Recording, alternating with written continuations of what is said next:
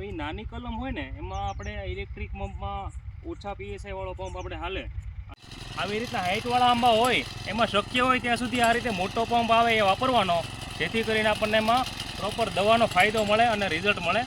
આમાં જુઓ તમે,